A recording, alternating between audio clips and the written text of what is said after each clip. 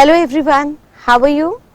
I hope all of you are highly energetic, highly hopeful and very good.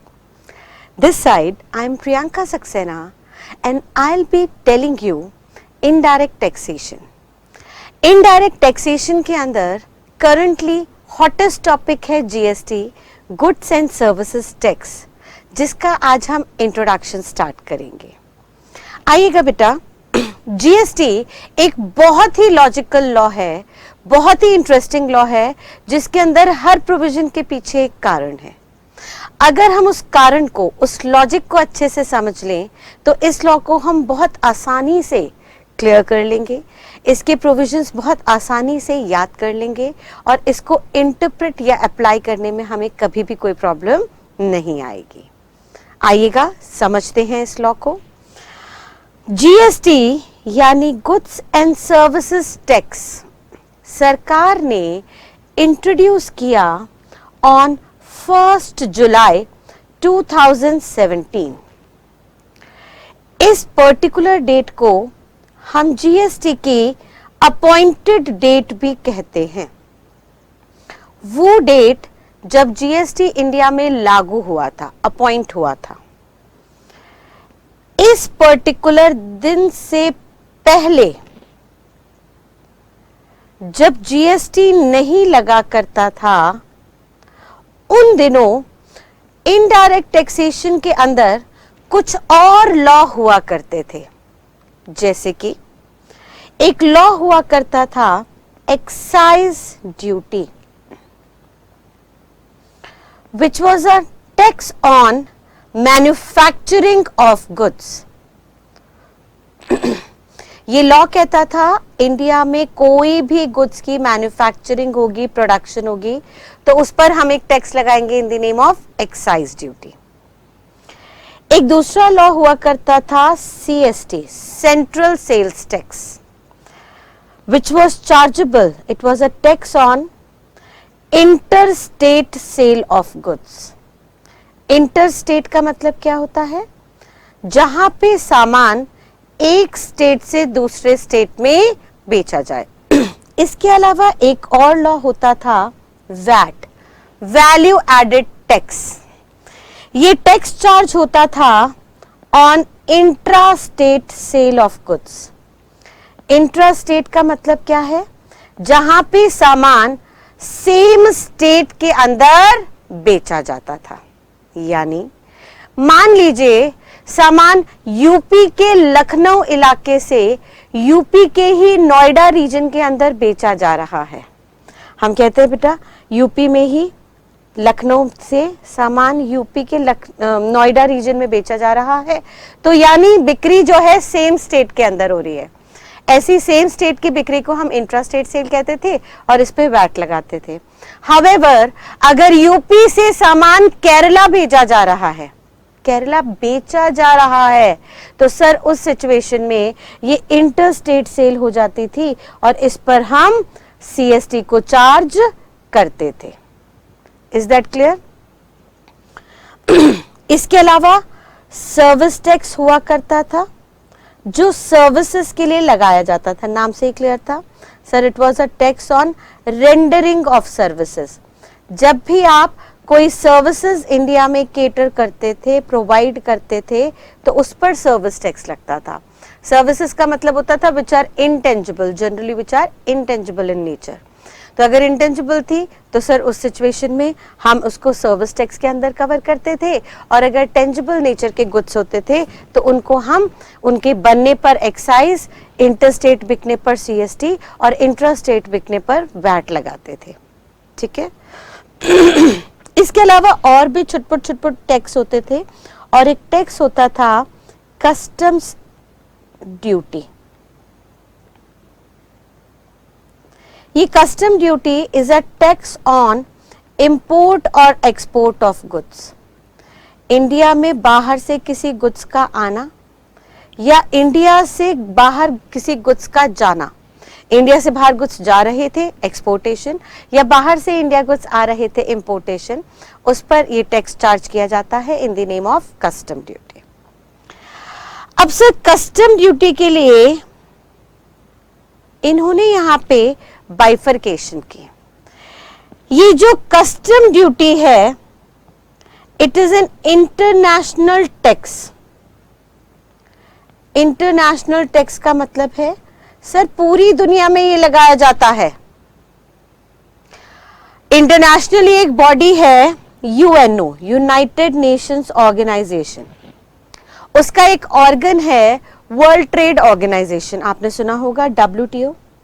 ये world trade organisation दुनिया भर की trading को control करता है और इस वर्ल्ड ट्रेड ऑर्गेनाइजेशन ने सारी यूएन मेंबर कंट्रीज को बोल रखा है, जितनी भी कंट्रीज यूएनओ की मेंबर हैं उनको बोल रखा है कि कभी भी आपकी कंट्री में किसी दूसरी कंट्री से माल इंपोर्ट होता है और उससे आपके लोकल मैन्युफैक्चरर को नुकसान होता है, यानी मान लीजिए इंडिया में एक लोकल मैन्युफैक्चरर है वीडियोकॉन और सर वीडियोकॉन टेलीविजन सेट बना के बेच रहा है 20,000 का, और इसी सिचुएशन में बाहर से फॉरेन कंपनी सोनी कंपनी भी ऐसा ही सिमिलर टेलीविजन बना के इंडिया को एक्सपोर्ट कर रही है, यानी इंडिया में ये माल इंपोर्ट हो रहा है 20,000 पे।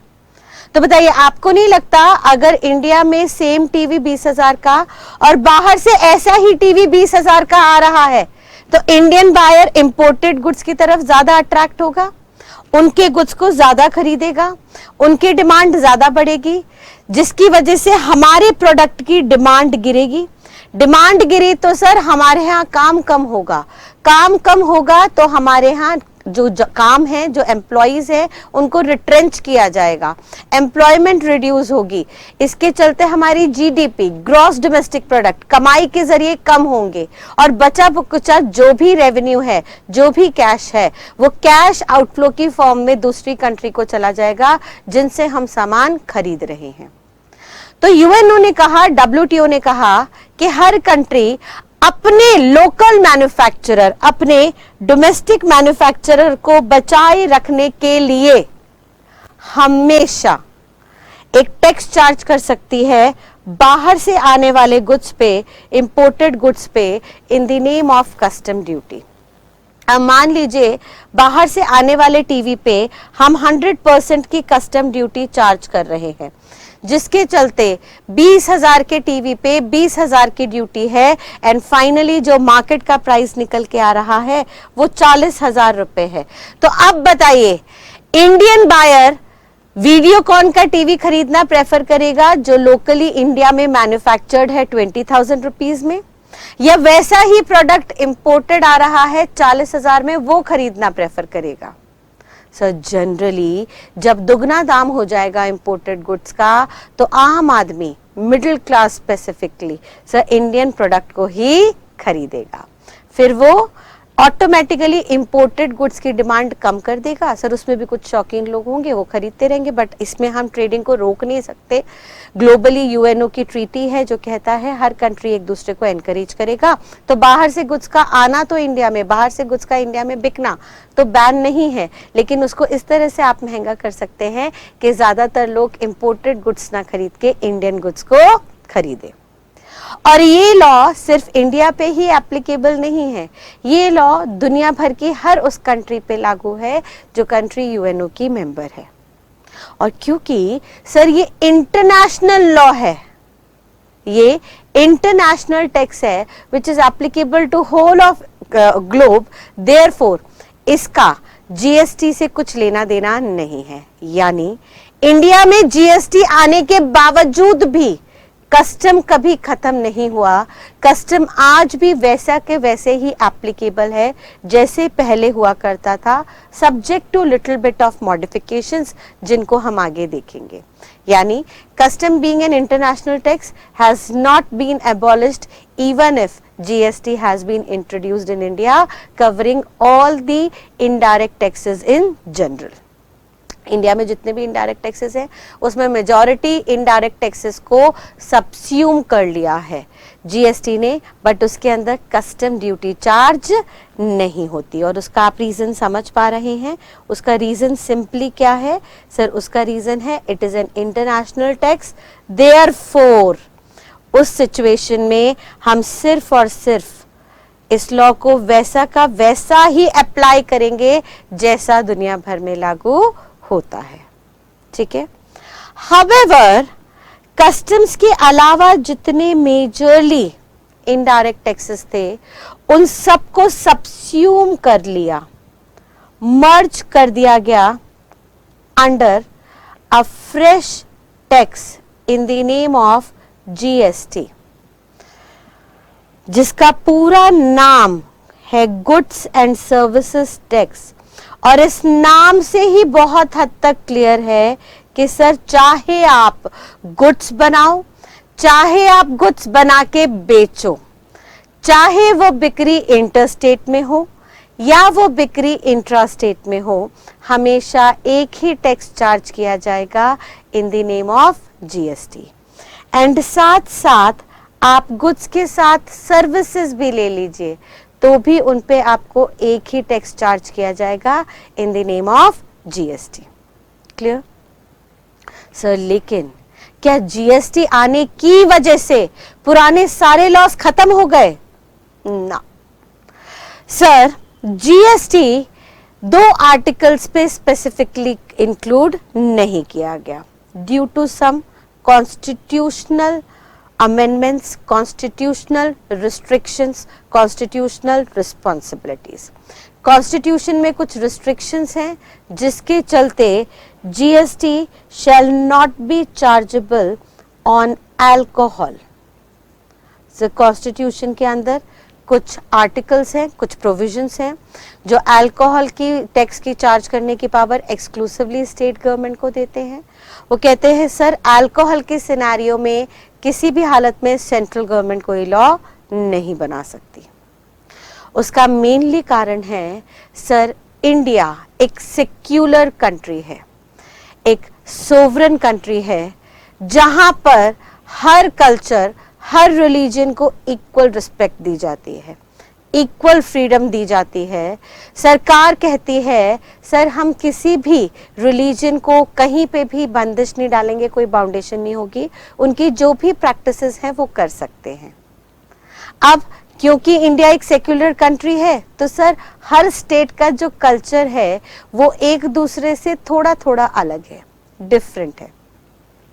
अब मान लीजिए इंडिया में एक स्टेट आया Gujarat, which is highly conservative, और उसी के नियर बाय एक और रीजन आ गया Goa, which you already know, which is highly open minded.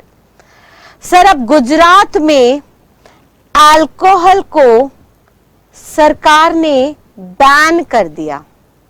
मान लीजिए सेंट्रल गवर्नमेंट मोदी जी के पास गुजरात की लेडीज आती हैं और कहती हैं सरकार दुहाई हो, ये जो अल्कोहल है ना कृपया करके हमारे यहाँ बैन कर दीजिए, क्योंकि हमारे हस्बैंड लोग अल्कोहल पी के आते हैं और हमारी बहुत धुनाई करते हैं। तो अगर आपको वोट चाहिए तो प्लीज हमारे लिए अल्कोहल को बंद कर दीजिए। अब मोदी जी इन लेडीज की प्रॉब्लम सुनते हैं और मान लीजिए वो अल्कोहल बैन कर देते हैं, तो बताइए मोदी बैठे हैं सेंट्रल गवर्नमेंट में, और सेंट्रल गवर्नमेंट अगर कोई भी लॉ बनाती है तो सर वो पूरी की पूरी इंडिया पे लागू होता है। अगर सेंट्रल गवर्नमेंट ने अल्कोहल बैन किया तो पूरी इंडिया में अल्कोहल बैन हो जाएगा, और सर अगर पूरी इंडिया में अल्कोहल बैन हो गया तो अल्टीमेटली और स्टेट्स को और एरियाज को प्रॉब्लम होनी शुरू हो जाएगी। अब मान लीजिए अल्कोहल बैन होते हुए सबसे पहले प्रॉब्लम हुई गोवा को। सर गोवा के अंदर बहुत डिफरेंट कल्चर्स हैं, पारसी कल्चर मेनली वहाँ पे ओरिएंटेड है। तो सर उनके कल्चर में क्या होता है, वहाँ पे एक फ्रूट होता है जिस फ्रूट का जूस निकाल के उसको फर्मेंट किया जाता है, बासा किया जाता है, पुराना किया जाता है, और जैसे ही वो जूस पुराना होता है वो कन्वर्ट हो जाता है अल्कोहल की शेप में, जिसको हम वहाँ पे फेनी कहते हैं। अब फेनी जो है उनके अकॉर्डिंगली बहुत न्यूट्रिशियस ड्रिंक है, जहाँ पे सुबह सुबह उठते ही बच्चों तक को भी ये पिला दी जाती है। अब मान लीजिए ऐसा कल्चर जहाँ पे अल्कोहल लेना बहुत आम बात है, उसमें अगर सरकार अल्कोहल बैन कर दे तो इन लोगों को ऑब्जेक्शन नहीं होगी। सर ये तो इमीडिएटली हंगामा मचा देंगे, ये कह देंगे सरकार हमें नहीं चाहिए आपकी सरकार, या तो सरकार बदलो या हमें अपना देश अलग करके दो, क्योंकि एक तरफ आप कह रहे हो कॉन्स्टिट्यूशन में कि इंडिया सेक्युलर है, हर बंदा अपने रिलीजन को अपने कल्चर को प्रैक्टिस कर सकता है, और दूसरी तरफ इमीडिएटली आप हमारे कल्चर को बैन कर रहे हो, देयरफॉर हमें आपके साथ नहीं रहना। तो sir different states different regions के कल्चरल डिफरेंस होने के कारण हमारे सेक्युलरिज्म पे सवाल उठ सकता है। तो सरकार ने क्या किया, कॉन्स्टिट्यूशन के अंदर ही ये बात लिख दी कि सर क्योंकि India have different cultures, therefore to maintain harmonious relation between these cultural differences, हम चाहते हैं जितने कल्चर है उन कल्चर के डिफरेंसेस का आपस में रिलेशन अच्छा बना रहे, शांतिपूर्वक बना रहे, देयरफॉर हम इस लॉ बनाने की पावर को, इस अल्कोहल पे लॉ बनाने की पावर को सेंट्रल गवर्नमेंट के हाथ से लेके रिस्पेक्टिव स्टेट गवर्नमेंट को दे देते हैं। अब गुजरात गवर्नमेंट चाहे तो अल्कोहल को बैन कर दे, गुजरात अल्कोहल को बैन करती है तो वो अल्कोहल सिर्फ और सिर्फ गुजरात की टेरिटरी के अंदर बैन होगा, बाहर वो बैन नहीं होगा।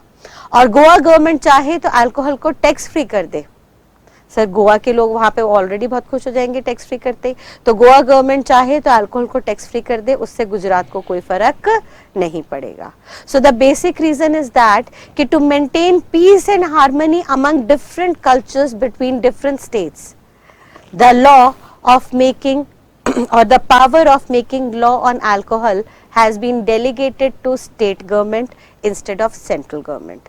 अल्कोहल पे लॉ बनाने की पावर ही इन्होंने परमानेंटली कॉन्स्टिट्यूशन के अंदर स्टेट को दे दी इंस्टेड ऑफ सेंट्रल, और क्योंकि सेंट्रल के पास इसकी पावर नहीं है, देयरफॉर ये आइटम जीएसटी के अंदर कवर हो ही नहीं सकता। क्लियर है बेटा? आगे सर अल्कोहल के अलावा उन्होंने यहाँ पे कुछ और आइटम्स को भी कवर किया।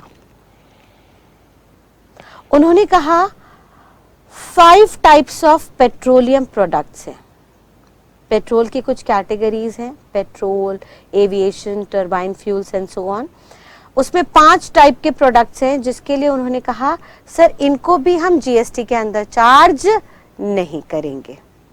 और क्योंकि ये 2 आइटम्स जीएसटी के अंदर कवर नहीं हुए, देयरफॉर जीएसटी में इनको नाम दिया गया नॉन टैक्सेबल गुड्स, वो गुड्स जो जीएसटी के अंदर टैक्स नहीं होते। तो मैम अगर ये आइटम जीएसटी में नहीं है तो इसका मतलब क्या कोई इस पर टैक्स ही नहीं लगता? ना सर, ये आइटम जीएसटी में कवर नहीं है, लेकिन ये आइटम्स पे टैक्स तो जरूर लगेगा। और कौन सा टैक्स लगेगा? जो ऑलरेडी जीएसटी से पहले चलता आ रहा है। यानी अल्कोहल के बनने पर, अल्कोहल के एक स्टेट से दूसरे स्टेट में बिकने पर, या अल्कोहल के एक स्टेट के अंदर अंदर बिकने पर एक्साइज, सीएसटी और वैट एज इट इज लग जाएगा। यानी आज भी बताइए, आज भी क्या एक्साइज एक्ट इंडिया में एप्लीकेबल है या नहीं? लॉ मेकर कहता है यस, बिल्कुल है। हाउएवर इसकी जो एप्लीकेबिलिटी है वो रिस्ट्रिक्ट हो गई है only up to few articles such as alcohol and 5 types of petroleum products. ठीक है सर, वो कह रहा है जो 5 तरीके के पेट्रोलियम प्रोडक्ट थे और अल्कोहल जिस पे जीएसटी लागू नहीं हुआ, उस पे आज भी पुराने लॉज एप्लीकेबल है एज इट इज, उसमें कोई फर्क नहीं पड़ा। और क्योंकि आज भी ये पुराने लॉज एप्लीकेबल है, यानी ये अभी तक इंडिया से एबॉलिश नहीं हुए हैं, ऑल्दो उनकी एप्लीकेबिलिटी लिमिटेड हो गई है अप टू फ्यू आर्टिकल्स। साथ साथ गवर्नमेंट ने कहा कि सर ये पुराने जितने भी आइटम्स हैं इनमें से हम एक आइटम और लेंगे, दैट इज टोबैको, तंबाकू। और तंबाकू पे भी पुराने सारे टैक्सेस चार्ज किए जाएंगे। यानी तंबाकू की आप मैन्युफैक्चरिंग करोगे तो आपको एक्साइज ड्यूटी देनी होगी, तंबाकू को आप इंटरस्टेट सेल में बेचोगे तो आपको सीएसटी देना होगा, तंबाकू को आप इंट्रा स्टेट में बेचोगे विद इन सेम स्टेट तो आपको उसके ऊपर वैट भी पे करना पड़ेगा। तो क्या मैम टोबैको यहां से एक्सक्लूड हो गया है? ना, टोबैको इकलौता ऐसा प्रोडक्ट है जो जीएसटी के अंदर भी कवर हो जाएगा। यानी सरकार ने कहा कि सर टोबैको पे तो हम पुराने सारे टैक्सेस भी लगाएंगे जो चले आ रहे हैं, एक्साइज, सीएसटी और वैट के, और साथ साथ इस पे हम जीएसटी को भी चार्ज करेंगे। मैम ऐसा क्यों? तो सुनिएगा सर, टोबैको एक ऐसा प्रोडक्ट है जिससे लाखों करोड़ों लोग हर साल मर रहे हैं। Sir highly injurious to health, बहुत जो भी ले रहा है उसको कैंसर की प्रॉब्लम आ रही है, अप टू अ पीरियड कुछ ना कुछ उनके साथ हेल्थ प्रॉब्लम्स, हेल्थ इश्यूज चल रहे हैं, लेकिन फिर भी सरकार इसको बैन नहीं कर पा रही। उसका कारण है सरकार का मैक्सिमम रेवेन्यू टोबैको और टोबैको रिलेटेड प्रोडक्ट से आता है। अगर सरकार टोबैको को बैन कर देगी तो उसका मेजॉरिटी रेवेन्यू आना बंद हो जाएगा, और सरकार के मुताबिक अगर उनका रेवेन्यू आना बंद हो जाएगा तो वो देश की तरक्की नहीं कर पाएंगे। फिर भले ही देश की तरक्की की बात हो या अपनी तरक्की की, सरकार ने ये कह दिया सर तंबाकू को हम कभी बैन नहीं करने वाले क्योंकि इससे हमें मैक्सिमम रेवेन्यू जनरेट होता है।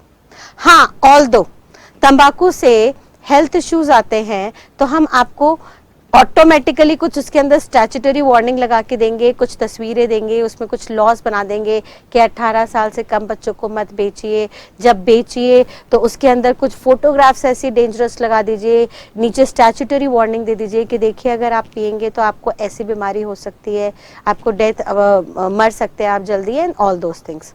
बट फिर भी बताइए, जो पीने वाला है, जो नशा करने वाला है, उसको क्या उस फोटोज से या स्टैट्यूटरी वार्निंग से कुछ लेना देना है? नहीं। अब सरकार कहती है sir tobacco maximum revenue generating product है इसलिए हम बैन नहीं कर रहे हैं, तो क्योंकि अगर हम रेवेन्यू के लिए टोबैको को बैन कर ही नहीं रहे तो क्यों ना टोबैको पे अच्छे से ही रेवेन्यू रिकवर कर लिया जाए। और अच्छे से रेवेन्यू रिकवर करने के लिए उन्होंने क्या कह दिया, भाई साहब जब टोबैको बनेगा तो एक्साइज ड्यूटी, बना हुआ टोबैको एक स्टेट से दूसरे स्टेट में जाएगा तो सीएसटी, फिर वो प्रोडक्ट वहीं पे सेम स्टेट के अंदर बिकेगा तो उस पर वैट भी देना, और इन सारी स्टेजेस पे एक्साइज, सीएसटी और वैट के साथ साथ आपको जीएसटी भी देना पड़ेगा। और इसको हम डबल टैक्सेशन नहीं मानेंगे क्योंकि ये सारे टैक्सेस अलग अलग एक्ट में चार्ज हो रहे हैं। और according to law double taxation सिर्फ तब होता है जब एक ही के एक्ट के अंदर एक बार से ज्यादा टैक्स लग रहा है। अगर आप अलग अलग एक्ट में एक ही आइटम पे डिफरेंट टैक्सेस लगा रहे हैं तो वो डबल टैक्सेशन नहीं है, फिर तो वो सारे टैक्सेस आपके सेलिंग प्राइस के अंदर जुड़ते जा रहे हैं। और सरकार कह रही है देखिए टोबैको पे इतने सारे टैक्सेस लगाने का पर्पस है, हम ज्यादा टैक्सेस लगाएंगे तो टोबैको का प्राइस महंगा होता जाएगा, और हमारे अकॉर्डिंगली जब भी किसी प्रोडक्ट का प्राइस बढ़ता है तो उसकी डिमांड घटती है। ठीक है, so tobacco is the product upon which all the existing laws, previous laws such as excise, VAT shall be chargeable along with GST. Clear बेटा? आगे मैम जीएसटी और किस पे लगता है? उन्होंने कहा सर ऑल गुड्स, जितने भी गुड्स हैं उन सब पे जीएसटी लगता है इंक्लूडिंग टोबैको। ठीक है, टोबैको मिला के जितने भी गुड्स हैं except alcohol and 5 types of petroleum products, इनके अलावा जितने भी प्रोडक्ट्स हैं उन सब पे जीएसटी लगेगा, उन सबको हम जीएसटी के पर्पस के लिए टैक्सेबल गुड्स मान लेंगे। क्लियर है बेटा? आगे अब मैम जीएसटी और किस पे लगेगा? सर जीएसटी गुड्स पे तो लगेगा ही लगेगा, साथ साथ सर्विसेज पे भी लगाया जाएगा। मैम सर्विसेज में भी क्या कोई नॉन टैक्सेबल सर्विसेज है? नहीं, उन्होंने कहा सर जीएसटी सारी की सारी सर्विसेज पे लगाया जाएगा, यानी यहां पे कोई एक्सेप्शन नहीं है। और यहां पे एक्सेप्शन नहीं है इसका मतलब सारी सर्विसेज पे जीएसटी लागू हो गया है, और जब सारी सर्विसेज पे जीएसटी लागू हो चुका है तो इसका मतलब आज की डेट में सर्विस टैक्स इंडिया से एबॉलिश हो चुका होगा। क्यों? क्योंकि सर सर्विसेज पे जीएसटी आने से पहले सर्विस टैक्स लगता था और जीएसटी आने के बाद उन्होंने कहा सब सर्विस पे जीएसटी चार्ज होगा। तो सर अब पुराना जो सर्विस टैक्स के लॉज हैं वो इंडिया से पूरे के पूरे तरह से एबॉलिश हो चुके हैं। अब सारी सर्विसेज पे सिर्फ और सिर्फ जीएसटी चार्ज हो रहा है। यानी सर 3 लॉज में यहाँ पे कोई बदलाव नहीं आया, रादर मैं कहूँ 4 लॉज में कोई बदलाव नहीं आया। पहला, कस्टम्स में कोई बदलाव नहीं आया क्योंकि ये इंटरनेशनल टैक्स था।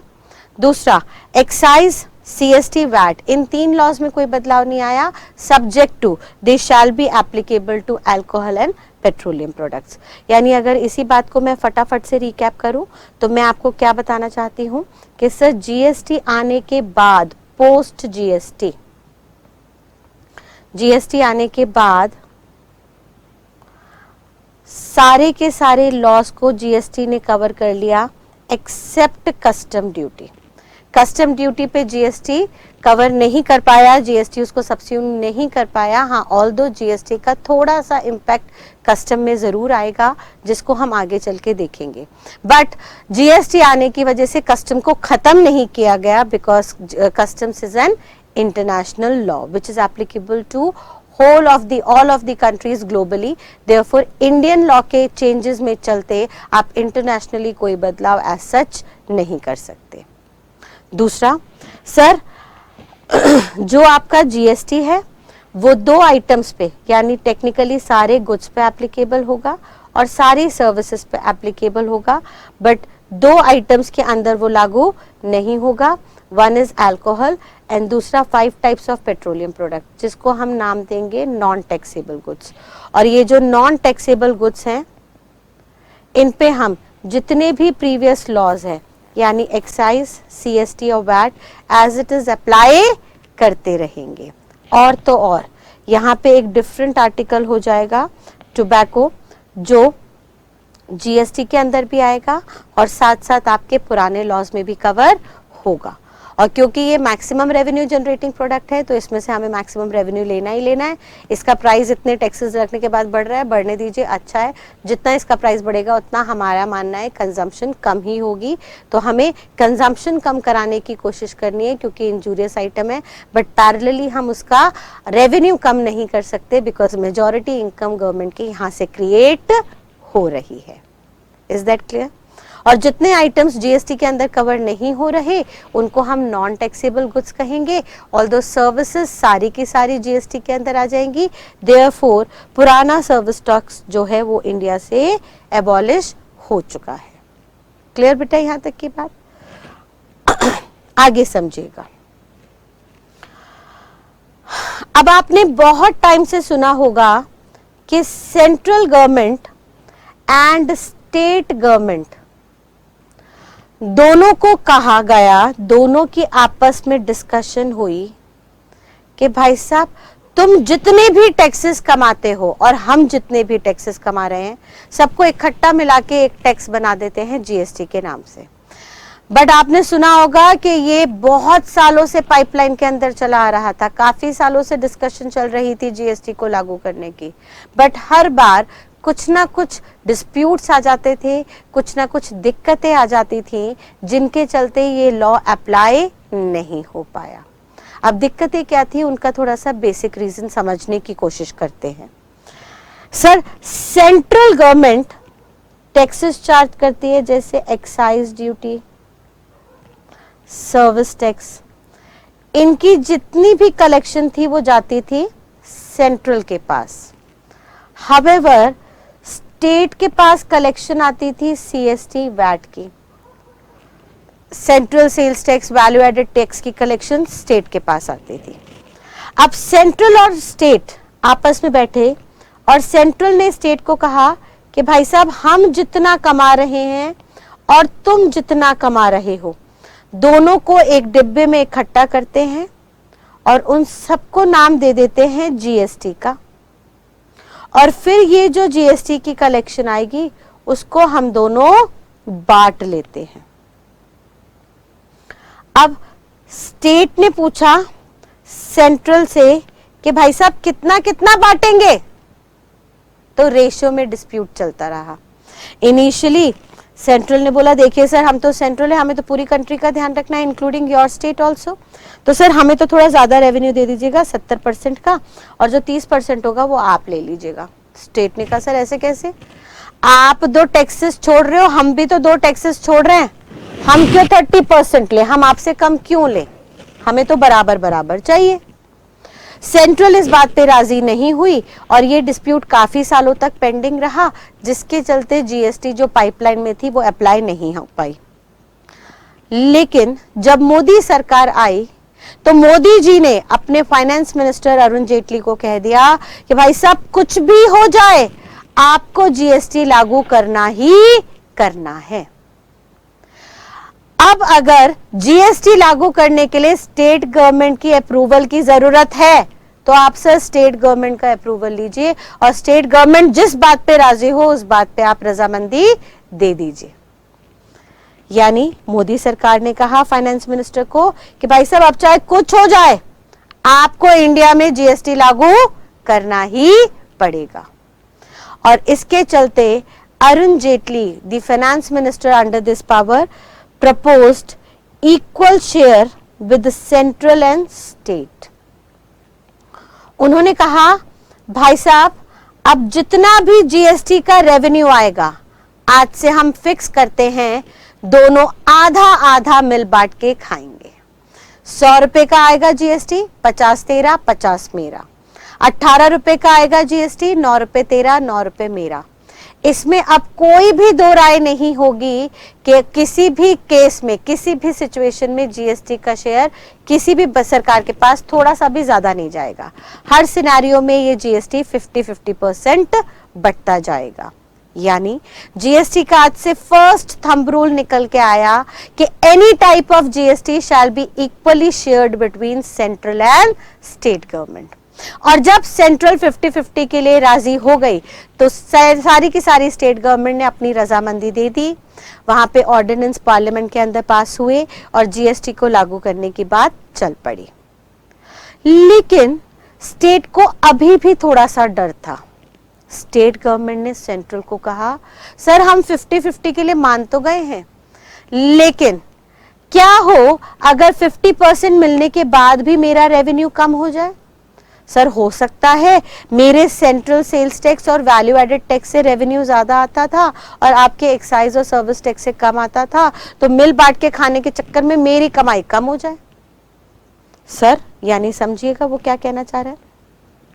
वो कह रहा है सर अगर हम मान ले कि जीएसटी लगने से पहले हमारा स्टेट गवर्नमेंट का रेवेन्यू था 28,000 करोड़ का और जीएसटी लगने के बाद पोस्ट जीएसटी हमारा रेवेन्यू रह गया 23,000 करोड़ का, तो सर ये जो डिफरेंस है 5,000 करोड़ का हम इसकी भरपाई कहां से करेंगे। आप तो हमें खड़े खड़े झटका दे दोगे, हमारे तो सर फिक्स्ड खर्चे हैं। अगर हमारा रेवेन्यू कम हो गया तो हम कहां से लेके आएंगे, क्योंकि एक बार हमने रजामंदी दे दी और आपने पूरी इंडिया में जीएसटी लागू कर दिया, तो अब ये जीएसटी वापस हटने वाला नहीं है। और आप तो हमारी रजामंदी लेके इसको 100% लागू कर दोगे, बट हमारा रेवेन्यू कम हो गया तो हम किसके पास जाएंगे। तो भाई साहब स्टेट गवर्नमेंट का जो डाउट था, जो उनकी परेशानी थी, वो जायज थी। ये परेशानी लेके जेटली साहब पहुंचे मोदी जी के पास और कहते हैं सर अब क्या करें, ये दिक्कत आ गई है। तो मोदी ने फिर से कहा जेटली को भाई साहब कुछ भी हो जाए जीएसटी तो आपको लागू करना ही पड़ेगा। फिर इसके लिए आपको जो संभव पॉसिबिलिटीज दिखे उनको आप लागू कर दीजिए, जिससे स्टेट गवर्नमेंट शांत हो जाए, स्टेट गवर्नमेंट सेटिस्फाई हो जाए। हमें मेन पर्पस है जीएसटी को लागू करना। जेटली साहब ने बहुत कैलकुलेशन की, बहुत दिमाग लगाया और कहा स्टेट गवर्नमेंट को कि सर कभी भी अगर आपको ऐसा डेफिसिट दिखे, आपको दिखे कि जीएसटी आने के बाद आपका रेवेन्यू कम हो गया है, तो सर हम उस पैसे की आपको भरपाई कर देंगे, हम वो डेफिसिट आपको कंपनसेट करके देंगे। ये हम लिखत में कह रहे हैं। स्टेट गवर्नमेंट ने कहा कहां से दोगे, अपने 50% से दोगे क्या हमें? सेंट्रल ने कहा खबरदार, मेरी शेयर की तरफ देखना नहीं, मेरा पैसा मेरा है भाई साहब, मुझे उसको अपनी तरक्की में लगाना है, अपने देश की तरक्की में लगाना है, इस रेवेन्यू के ऊपर बिल्कुल नजर मत डालिएगा। तो स्टेट ने कहा सर अगर हम इस रेवेन्यू पे नहीं डालें नजर तो आप कहां से हमें इकट्ठा करके दोगे ये पैसा? तो जेटली साहब ने कहा कि सर ये जो डेफिसिट है ना, हम इतना आपको वादा कर रहे हैं कि देंगे। और वो कैसे देंगे? Through charging another tax in the name of compensation cess. उन्होंने कहा सर हम एक टैक्स और इंट्रोड्यूस कर देंगे in the name of compensation cess. Compensation cess लोगों से रिकवर करेंगे और उससे आपको पैसा इकट्ठा करके आपके डेफिसिट की भरपाई करेंगे। स्टेट ने कहा सर एक तरफ आप कह रहे हो वन नेशन वन टैक्स, सारे इनडायरेक्ट टैक्सेस खत्म करके जीएसटी लाओ, और दूसरी तरफ जीएसटी को लागू करने के लिए आप दो टैक्सेस बनाते जा रहे हो। तो जेटली ने कहा शांत रहिए, ये जो सेस है ना हम हर किसी से नहीं लेंगे, हम ये सेस सिर्फ और सिर्फ चार्ज करेंगे ऑन लग्जूरियस गुड्स। यानी पहली बात तो ये सेस किसी भी सर्विस पे नहीं लगेगा। दूसरी बात, ये सेस सिर्फ और सिर्फ उन गुड्स पे लगेगा जिनका लग्जूरियस नेचर है, लाइक डायमंड्स। अब सर डायमंड्स कौन खरीदेगा? जिसकी परचेजिंग पावर ज्यादा है। एसयूवी बड़ी बड़ी गाड़ियां, ऑडी खरीद रहे हैं सर 40 लाख की, 1 करोड़ की मर्सिडीज खरीद रहे हैं।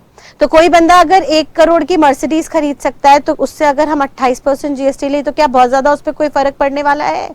नहीं सर, उसकी परचेजिंग कैपेसिटी बहुत ज्यादा है। तो जेटली ने कहा कि सर जेटली साहब बोले हम ये सेस सिर्फ और सिर्फ उन लोगों से लेंगे जिनकी खरीदने की क्षमता ज्यादा है, जो रईस लोग हैं, जिनकी परचेजिंग पावर ज्यादा है, जो एक्स्ट्रा पैसा खर्च कर सकते हैं। भाई साहब खड़े खड़े 1 करोड़ दे सकते हैं सिर्फ गाड़ी खरीदने के लिए, यानी उनके पास 1 करोड़ सरप्लस पड़ा है अपनी बेसिक जरूरत पूरी करने के बाद। तो उन लोगों से ये टैक्स चार्ज किया जाएगा, आम आदमी से ये टैक्स चार्ज नहीं किया जाएगा। सर कोई छोटी गाड़ी खरीद रहा है, कोई नैनो खरीद रहा है, 10 साल की कलेक्शन, 10 साल की कमाई को जोड़ के, सर उस पे हम ये नहीं लगाएंगे क्योंकि हमें उसके पैसों की वक्त पता है। उसने 10 सालों में ये पैसा जोड़ा है एक छोटी सी गाड़ी लेने के लिए, तो उसके ऊपर ये सेस चार्ज नहीं किया जाएगा। Logical enough? सर लॉजिकली इन्होंने किसको टारगेट किया? हायर परचेजिंग इनकम ग्रुप को, हायर परचेजिंग पावर ग्रुप को, और इससे शायद उनको बहुत ज्यादा कोई फर्क नहीं पड़ने वाला। तो हम उन लोगों से एक्स्ट्रा पैसा लेके आपके डेफिसिट की भरपाई कर देंगे। जब सरकार ने ये 2 वादे कर दिए, पहला वादा सर 50% आपको मिलेगा हर जीएसटी का, और दूसरा वादा जितना डेफिसिट होगा वो कंपनसेट किया जाएगा। जब सेंट्रल ने ये 2 वादे कर दिए तो फाइनली स्टेट गवर्नमेंट सेटिस्फाई हो गई, और फिर सारी स्टेट गवर्नमेंट्स ने अपनी रजामंदी दे दी, अपना अप्रूवल दे दिया, जिसके बाद जीएसटी को लागू कर दिया गया। ठीक है, तो जीएसटी लागू करने के लिए गवर्नमेंट ने क्या क्या प्रॉमिसेस किए? सर पहला प्रॉमिस हुआ कि जितना भी रेवेन्यू है जीएसटी का वो 50-50% सेंट्रल और स्टेट में बटेगा, और दूसरा सर कभी भी स्टेट गवर्नमेंट को लगेगा कि पोस्ट जीएसटी उनका कुछ डेफिसिट आया है तो उस डेफिसिट को हम हर हालत में कंपनसेट करके देंगे through compensation cess which is chargeable on luxurious goods. महंगे आइटम्स पे ये सेस चार्ज करके आपकी भरपाई कर देंगे। जैसे ही सरकार ने ये 2 प्रॉमिस कर दिए 50% देने के और डेफिसिट को कंपनसेट करने के, स्टेट गवर्नमेंट सिक्योर हो गया एंड फाइनली अप्रूवल दे दिया गया जीएसटी को पूरी इंडिया में लागू करने के लिए। इज दैट क्लियर बेटा? चलिए, जैसे ही बेटा सेंट्रल और स्टेट गवर्नमेंट में आपसी सहमति हो गई कि हाँ भाई जो भी जीएसटी लगेगा वो हम 50-50% शेयर करेंगे, तो अगला सवाल उठा कि सेंट्रल जीएसटी का 50% शेयर कौन सी स्टेट गवर्नमेंट के साथ शेयर करेगा, किसके साथ बांटेगा? सर डिस्प्यूट उठा कौन सी स्टेट गवर्नमेंट को दिया जाए, जहां पे सेलर बैठा है या जहां पे बायर बैठा है। तो उसके लिए लॉ मेकर ने एक नया कंसेप्ट ड्राफ्ट किया जो पुराने लॉ में नहीं हुआ करता था। जीएसटी में लॉ मेकर ने कहा कि सर हम इसको कंजम्पशन बेस्ड टैक्स मानेंगे। कंजम्पशन बेस्ड टैक्स का मतलब क्या है? सर जहां पे कंज्यूमर बैठा होगा, जहां पे डेस्टिनेशन होगी, वहां पे हम इस टैक्स को बांट देंगे, उस स्टेट गवर्नमेंट के साथ हम इस टैक्स को शेयर करेंगे। तो मैम इससे पहले क्या हुआ करता था? तो बेटा जीएसटी आने से पहले जो पुराना लॉ हुआ करता था उसका बेस कुछ और था। जैसे जीएसटी आने से पहले सीएसटी हुआ करता था, सेंट्रल सेल्स टैक्स, जो ओरिजिन बेस्ड टैक्स था। ओरिजिन बेस्ड टैक्स का मतलब क्या है? सर जहां पे सेल की ओरिजिन हुई उस स्टेट गवर्नमेंट के साथ ये शेयर होता था। फॉर एग्जाम्पल मान लीजिए मेरा एक सेलर है, वो लोकेटेड है दिल्ली में, और एक बायर है जो लोकेटेड है आसाम में। अब सेलर दिल्ली से माल बेचता था, आसाम यहां से सेल करता था, और दिल्ली से आसाम माल बेचते वक्त इन सामान पे, इस सेल पे वो सीएसटी चार्ज करता था, सेल्स टैक्स चार्ज करता था, मान लीजिए 2% से 2 रुपए। और ये 2 रुपए सेलर अपनी सरकार को देता था। ये जो सीएसटी था ये स्टेट लेवल का टैक्स होता था, यानी इसकी कलेक्शन जो है वो स्टेट गवर्नमेंट के पास जाती थी। तो सेलर जो दिल्ली में रजिस्टर्ड है वो दिल्ली गवर्नमेंट को ये टैक्स पे कर देता था, सेल्स टैक्स पे कर देता था, जिसका बर्डन शिफ्ट होता था बायर पे located in Assam. However GST में लॉ मेकर ने कहा कि सर अगर सेलर दिल्ली का है और बायर आसाम का है, कट कर दिए, नीचे कुछ आवाज हुई थी ना,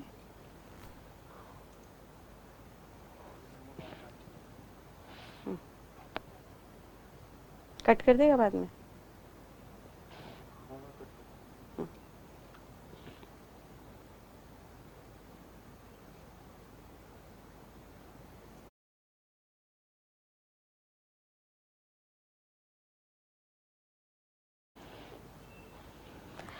हाउएवर बेटा जीएसटी में लॉ मेकर ने कहा कि सेलर जो दिल्ली का है,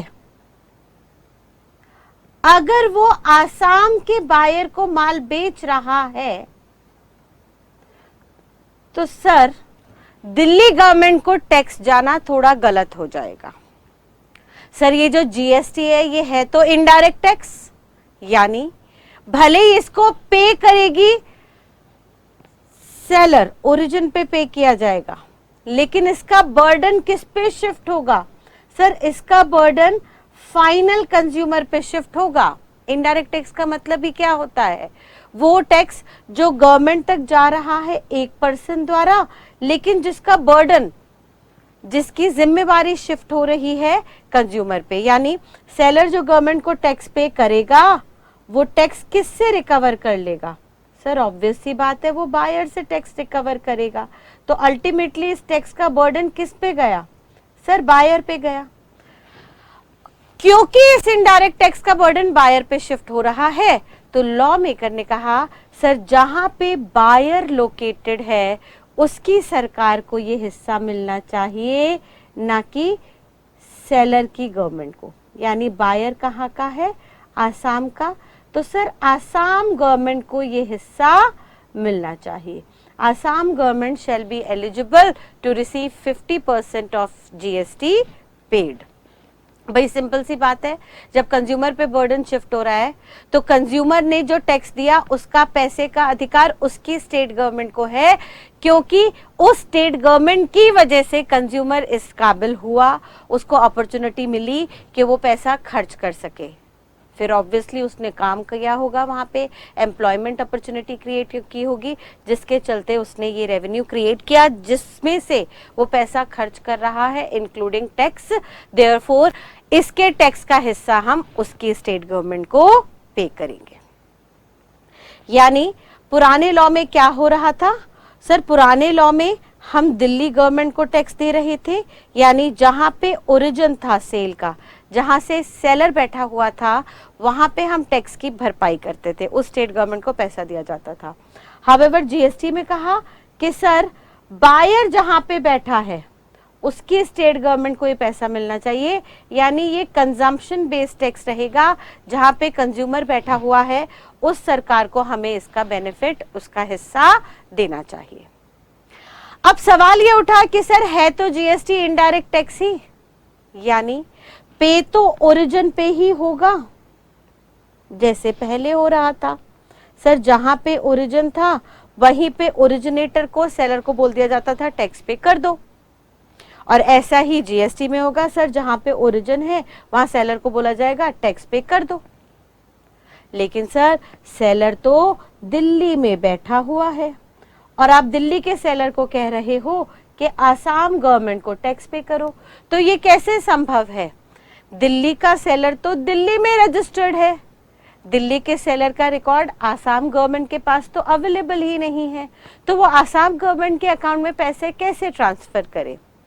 तो इसके लिए जीएसटी के अंदर एक नया कंसेप्ट इनकलकेट किया गया, जिसमें सरकार ने कहा कि कभी भी इंटर स्टेट सप्लाई होगी, इंटर स्टेट सेल या सप्लाई होगी, तो उस पर हम सेलर से ओरिजिन पे एक टैक्स पे कराएंगे इन the name of IGST, integrated GST, integrated goods and service tax, जो सेलर पे कर देगा सेंट्रल गवर्नमेंट को, क्योंकि भाई सेंट्रल तो पूरी इंडिया में यूनिफॉर्म है, तो सेलर किसी भी स्टेट में बैठा हो वो पूरा का पूरा जीएसटी आईजीएसटी के नाम से पे कर देगा सेंट्रल गवर्नमेंट को, और फिर सेंट्रल गवर्नमेंट अपना 50% रिटेन करेगी जो उसका हिस्सा था, और बैलेंस 50% फॉरवर्ड कर देगी to that state government where end user is located. जहां पे एंड यूजर लोकेटेड होगा, यानी जहां पे कंजम्पशन होगी, यानी जहां पे सरकार मानेगी कि डेस्टिनेशन है।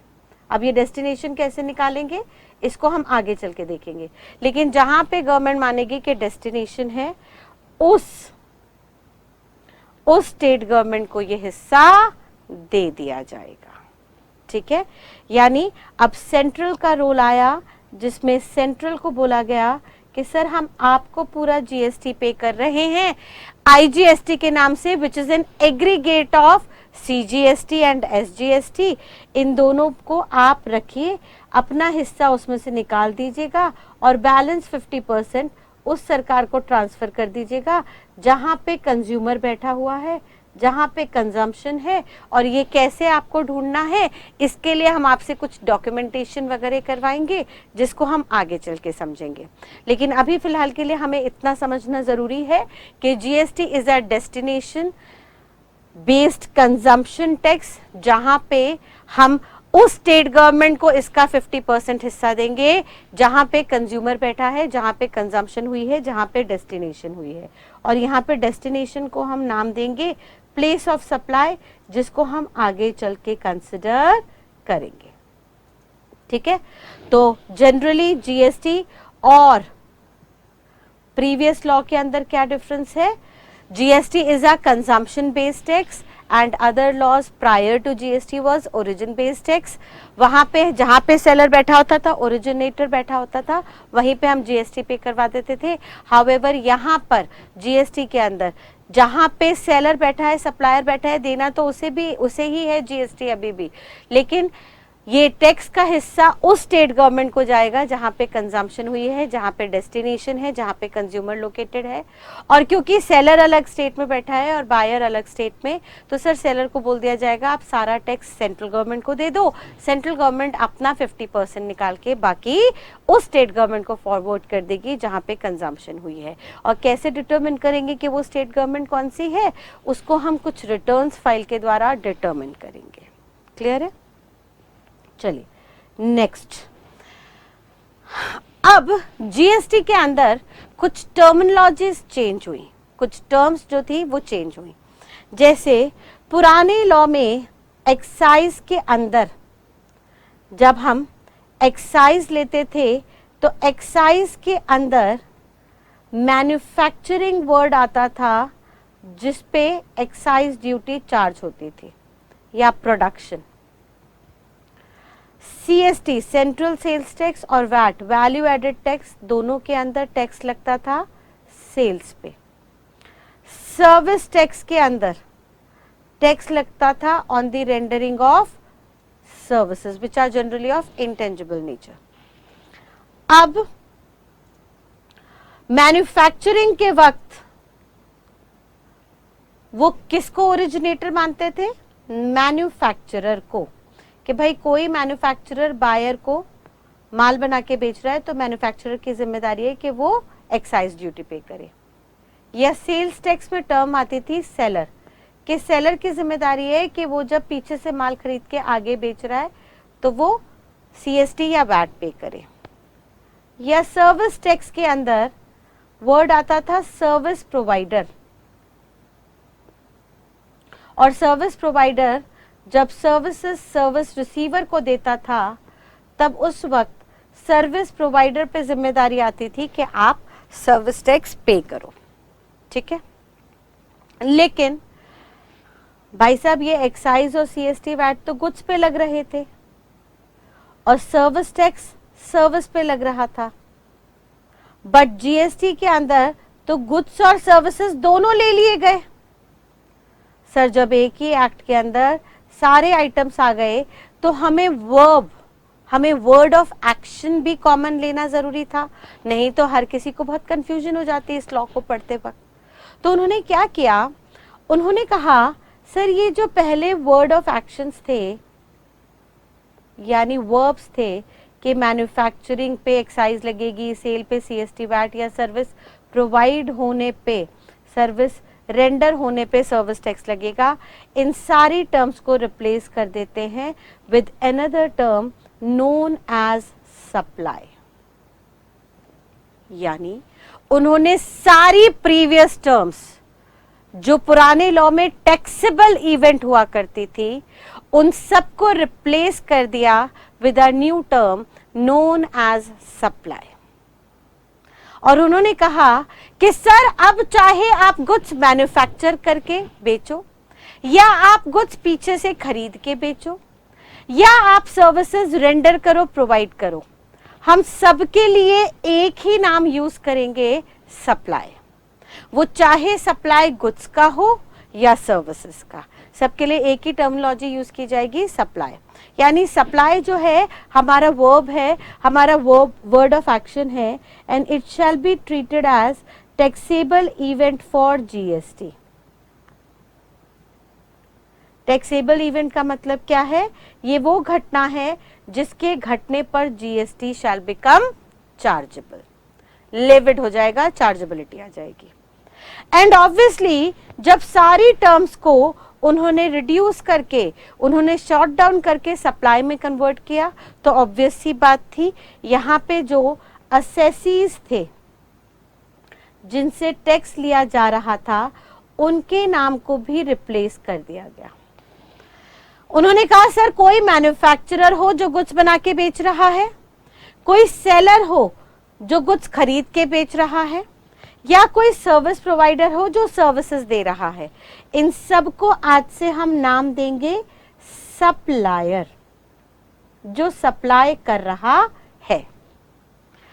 और जिसको भी दे रहे हैं, बायर को, सर्विस रिसीवर को, यानी सिंपल सी बात कंज्यूमर को, उन सबको हम नाम देंगे रिसिपिएंट। क्या नाम देंगे? रिसिपिएंट। तो सर जो लोग भी असेसी हैं, यानी जो भी ओरिजिन पे बैठे हुए हैं, वो सप्लायर हो गए। जिनको सप्लाई दी जा रही है उनको हमने नाम दे दिया रिसिपिएंट। अब से सप्लायर को मैं बुलाऊंगी शॉर्ट में एस और रिसिपिएंट को मैं शॉर्ट में बेटा बुलाऊंगी आर। ठीक है, आज से ध्यान रखिएगा रिसिपिएंट कौन। हम एक छोटा सा थंब रूल बना रहे हैं। सर रिसिपिएंट वो जो पे करता है, हर वो बंदा जो सप्लायर को पे कर रहा है वो हमारे लिए रिसिपिएंट होगा। किसको पे करता है? जो पे करता है to supplier for supply. Goods या सर्विसेज मिलने पर जो भी पेमेंट सप्लायर को जा रही है, वो पेमेंट जिस बंदे के द्वारा जा रही है वो हमारे लिए रिसिपिएंट होगा, और वो बंदा जिसने गुड्स या सर्विसेज सप्लाई की वो हमारे लिए सप्लायर होगा। यानी जीएसटी के अंदर हम 3 नई टर्म्स लेके आए। पहली टर्म टैक्सेबल इवेंट क्या होगा? Supply. It can be of goods as well as services.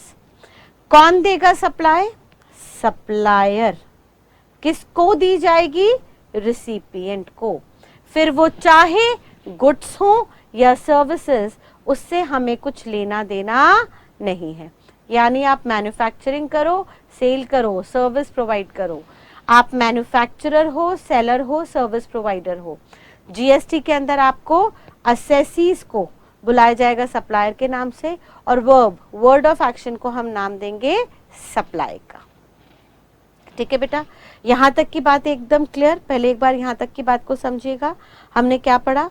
हमने कहा बेटा गवर्नमेंट ने स्टेट को कन्वेंस किया कि दोनों मिलके अपने सारे पुराने टैक्सेस सरेंडर करके एक नया टैक्स बनाते हैं इन द नेम ऑफ जीएसटी, और ये जीएसटी हम दोनों मिलके आधा आधा बांटेंगे।